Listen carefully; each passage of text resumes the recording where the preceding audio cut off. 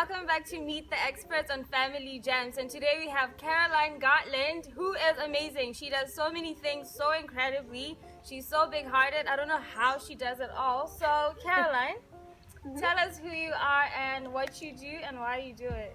Thank you. That's a very nice, warm welcome. So I am the Director of SensoBaby.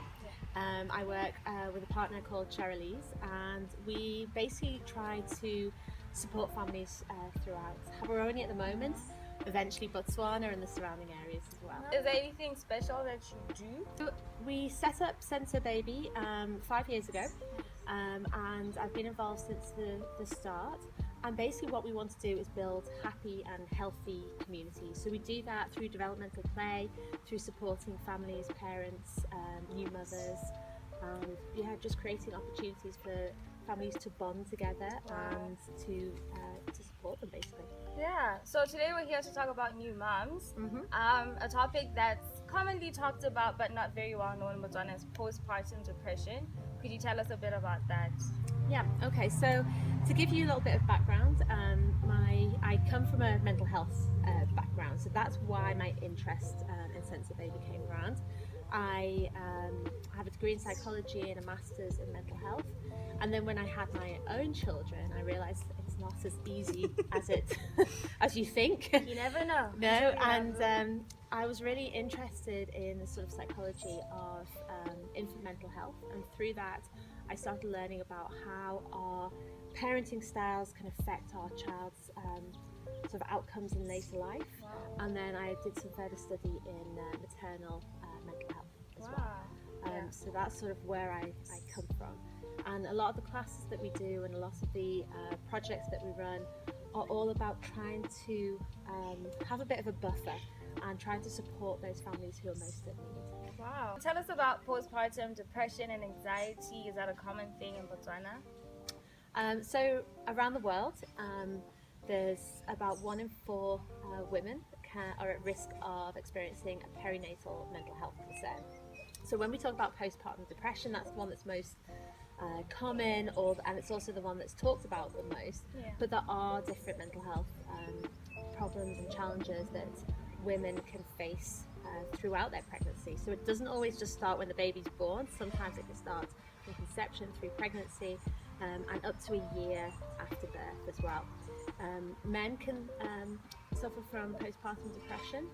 It's rarer, but if their partner's given birth within the last year and they sort of fit the criteria, then they can be diagnosed with as well. Wow. So are there any symptoms someone should look out for before they start looking for help? So having children is hard. Yeah. And when you have your first child, it changes your identity. Like suddenly you're this little tiny being you're responsible for and everything else. So people do struggle. And what's really common is something called the baby blues.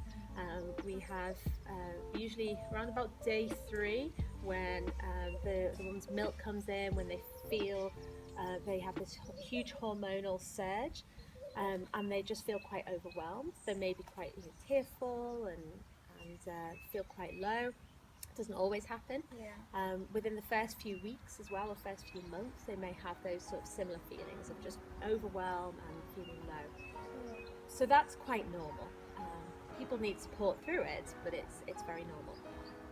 Postpartum depression is when it's pervasive and when it's long lasting.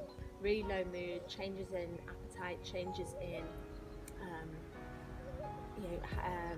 just sort of day-to-day life, things that they used to enjoy, that sort of stuff, which again can be really hard because you've just had a baby, so there's so many changes. Those other changes can get lost. Wow. In that period. How would it look for dads? For dads, it's similar. It's sort of that feeling of overwhelm and that feeling of feeling really low. Just very low energy, very low mood, but it has to be pervasive to be diagnosed. So it's not something like, we all have low moods, we all have bad days, but when it's continuous and it's really hard to change, it's not like a sort of up and down, then that's obviously cause for concern. So when someone's going through this or experiencing this, right, obviously doesn't mean that they're a bad parent. So what would you say to someone who's going through that? Like, hey, you're actually not a bad mom, you're not a bad dad, you know? Well, it's a funny thing, and this is not just in Botswana culture, but across the world. We're quite happy to go to the doctor if we have a cold or flu, or we know there's something physically wrong with us. If I had a broken arm, I wouldn't just try to hide it. I would go to the hospital, and people would be like, "Hey, you've got a broken arm."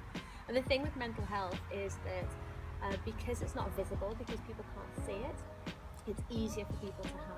It's easier for people to ignore as well, and people are less likely to get help. But it's exactly the same. There shouldn't be that stigma, because it's exactly the same as a physical illness. It's not something that you can help. It's not a character flaw. It's not a weakness or anything like that.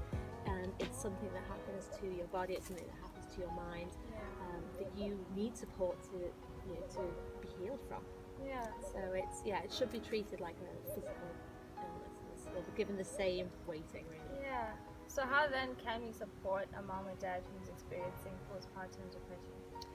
So I think the first thing is trying to recognize it, or trying to acknowledge that there's a problem. And the benchmark I always set is that generally, if you are asking questions and saying, "I think there's a problem," "Do you think there's a problem?" "I'm not sure about this," then there's obviously a cause for concern. So if you've got those questions already in your head, then it's something that you would take to a doctor, or take to your physician. Just say, "These are the concerns I've got. Can you support me to find out more?" And there are sort of standardized tools and questions as well that they can do. And the worst that can happen is they sort of say, "No, I think you're okay," or "Maybe we'll put this bit of support in." But to have a diagnosis of postpartum depression, or any postpartum illness, isn't something to be feared. Sometimes it can be really helpful, because then you know sort of what's happening, and you can start to heal from it, or start to put your support networks in place. Take the medication, take whatever it is you need to get better. Wow, that's awesome. Anything else that we don't commonly know about it that you'd like us to know? I think just to highlight that one of the most common things is postpartum depression is talked about a little bit more, especially in like baby networks and things like that. But postpartum anxiety is not as common, but is still quite highly prevalent.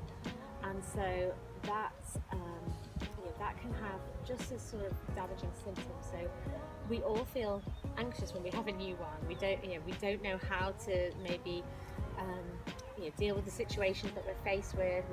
We're worried about our new baby. We're worried about their health, everything else. But that anxiety, when that starts to take control, and that starts to affect our behaviour, and we're starting to get those physical symptoms of anxiety as well, that's another big red flag to be looking out for. So not just the depression side, but the anxiety side as well. Well, are there any physical symptoms that are like telltale signs of anxiety? So things like the racing heart, feeling sort of like you're overheating, or feeling like you're sweating. So it's that adrenaline. It's like those feelings that you get when you get that adrenaline. So feeling shaky, feeling overwhelmed. A lot of people now talk as well, and it's a symptom of both postnatal anxiety and depression, is postnatal rage. And that's sort of where one of our easiest emotions to feel is anger. And so we have these angry outbursts, which are really just a mask for the other things that are going on inside. So if you know somebody who's having these outbursts and angry outbursts, and they've just had a baby, then maybe that's why. Maybe there's something underlying going on. So in Botswana, where does one go to get help? It's a bit of a challenge, because we don't have as many support services as I would like, as most people would like, because it's relatively new to be discussed here, and relatively sort of new to have support here. However, there are some fantastic psychologists who do have great experience, and we've got psychiatrists here as well who have got experience in in diagnosing and treating and managing medications and things like that. I would always say your first point of call should be your doctor, whether that's a gynae, a family doctor, just to get that ball rolling, and then you can speak to them about where you go next. One of the benefits of having the lockdown is that now you've got therapists from around the world who will actually do online therapy with you. It comes at a cost, but there is that option there. So yeah, there is an organisation called the Postnatal Society of Botswana, and that was developed a couple of years ago now, and they lobby and support, try to raise awareness about perinatal mental health issues. So I can send you their details. And one of the things that we do in SensoBaby as well is try to create communities so people don't struggle alone. We will do one-to-one sessions. We do a course called Senso Nana, which is all about learning about developmental play, learning baby massage, and just doing all those things with your baby so you can support that bond when you get a bit of time out, and also you have that sort of sympathetic listening ear as well. Wow, so helpful to know. Thanks so much, Caroline. Awesome. So where can people find you? How do they get in contact with you? So we are SensoBaby. We are based in Gaborone, and we are on Facebook, we're on Instagram, and our website is www.sensobaby.co.bw, or you can email info@sensobaby.co.bw. Awesome. Thanks so much for watching Meet the Experts today. Thank you, Caroline, and see you in the next video. Have a great day.